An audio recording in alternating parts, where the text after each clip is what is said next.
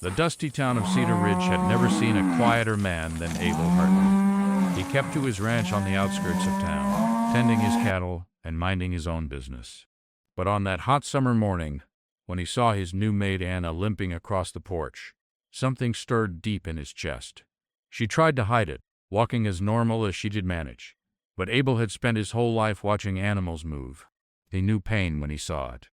Anna had only been working at the Hartley Ranch for 3 days. Before that, she had served in the grand house of Bartholomew Thorne, the town banker.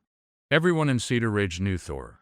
He wore fine suits from back east and smiled at folks on Sunday mornings outside the church. He loaned money to struggling farmers and always tipped his hat to the ladies. But Abel noticed how Anna's face went pale whenever someone mentioned the banker's name. That first morning, Abel didn't say anything about the limp.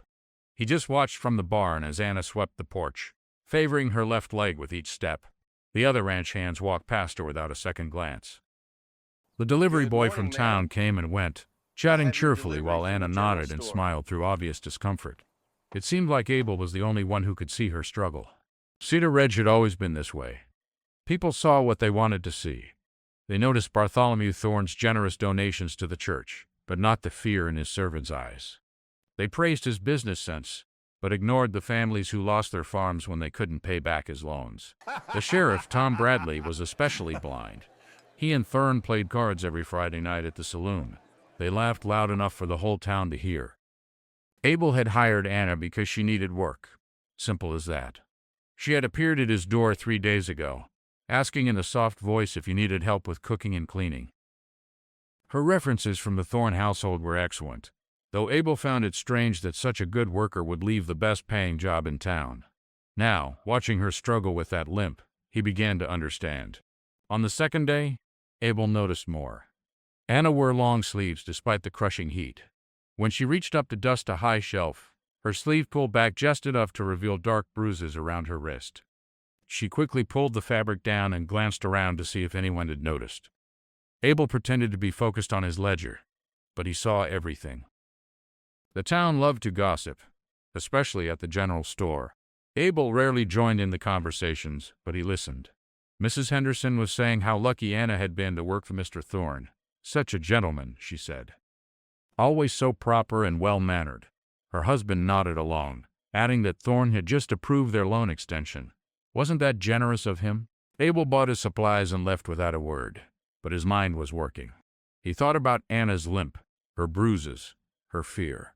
He thought about how she had left the best-paying job in town to work at his modest ranch for half the wages. He thought about Bartholomew Thorne's perfect smile and firm handshake. That evening, Abel did something unusual.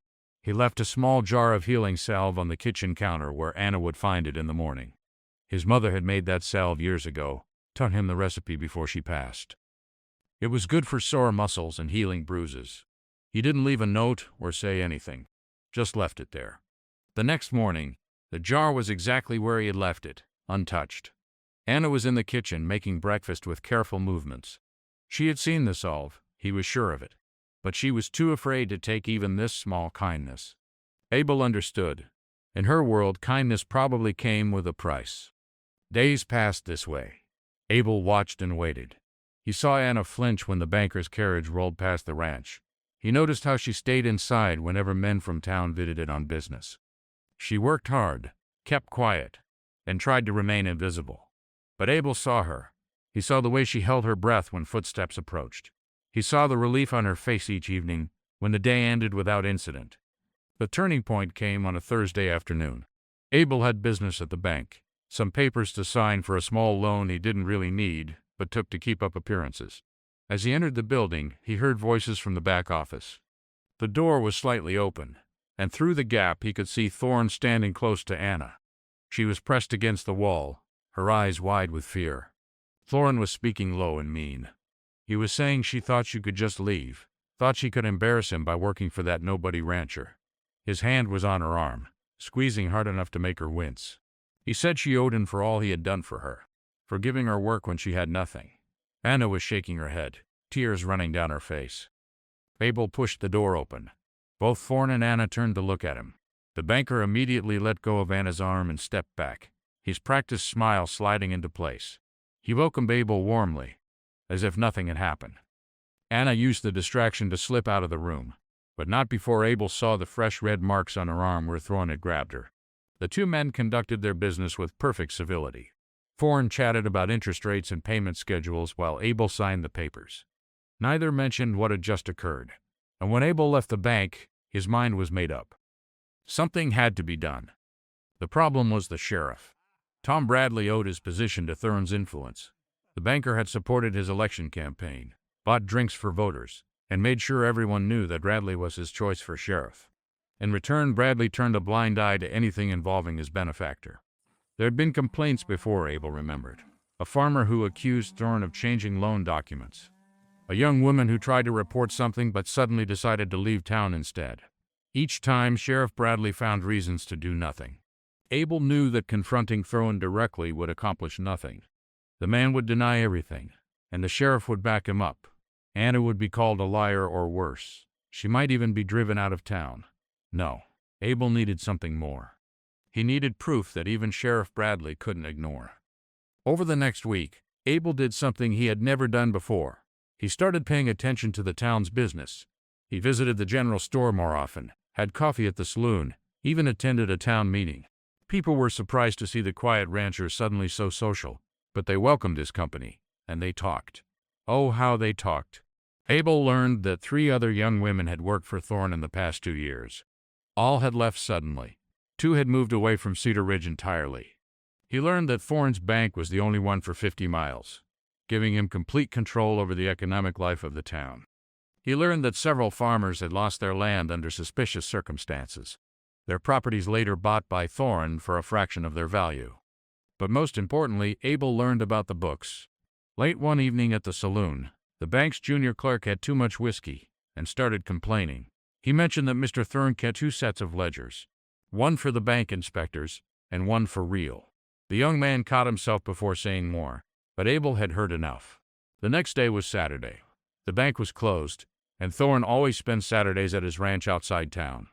Abel knew this because Anna had told him, in one of her few voluntary conversations, that Saturdays had been her only peaceful days when she worked there. Abel did something that could have landed him in jail. He broke into the bank through a back window he had noticed was loose during his last visit. Inside Thorne's office, he found what he was looking for. Hidden in a false bottom drawer were the real ledgers. They showed years of stolen money, fraudulent loans, and embezzlement. But more damning were the personal notes Thorne had written in the margins. Comments about people who owed him money, plans to take their property, and several disturbing notes about the young women who had worked for him. Abel took the ledgers and left everything else exactly as he had found it.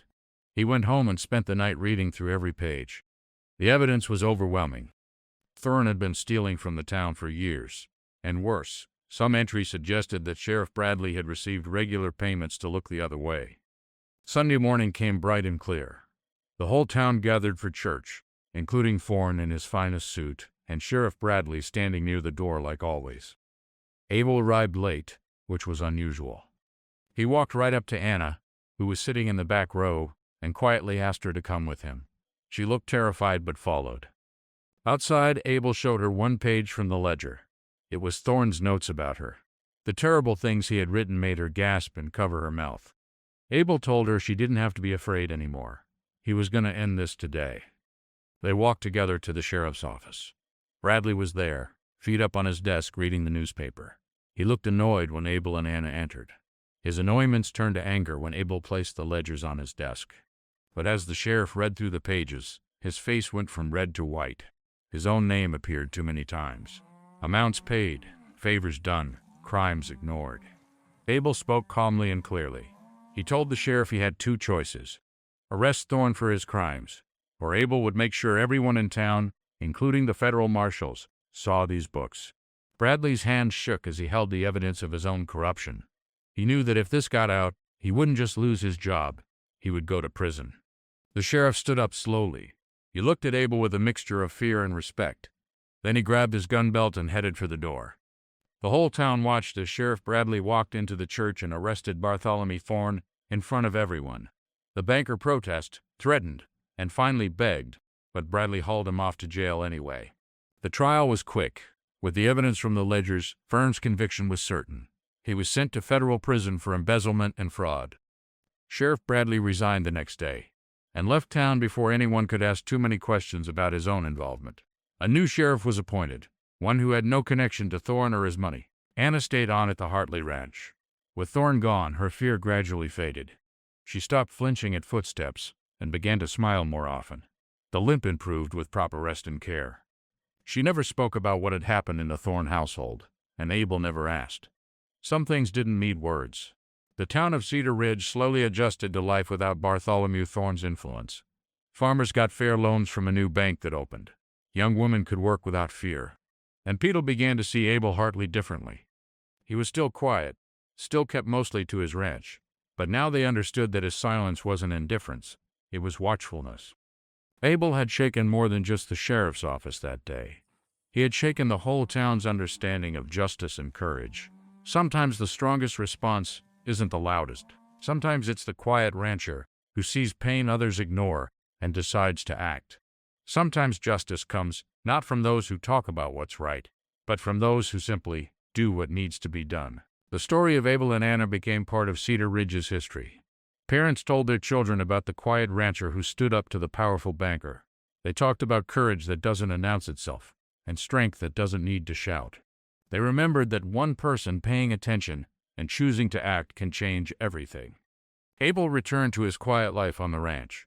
He still didn't talk much at town gatherings or join in the gossip at the general store. But everyone knew that he was watching, and that knowledge alone made Cedar Ridge a safer place. The town had learned an important lesson. Evil thrives when good people look away, but it crumbles when even one person decides to truly see and refuses to stay silent. Anna found her peace at the Hartley ranch. She cooked and cleaned and tended the garden. In the evening, she sometimes sat on the porch with Abel, neither of them speaking much. They didn't need words. They had both learned that actions speak louder, and that sometimes the most powerful thing you can do is simply refuse to let injustice continue. Their quiet companionship was built on that shared understanding, and it was stronger than any words could make it.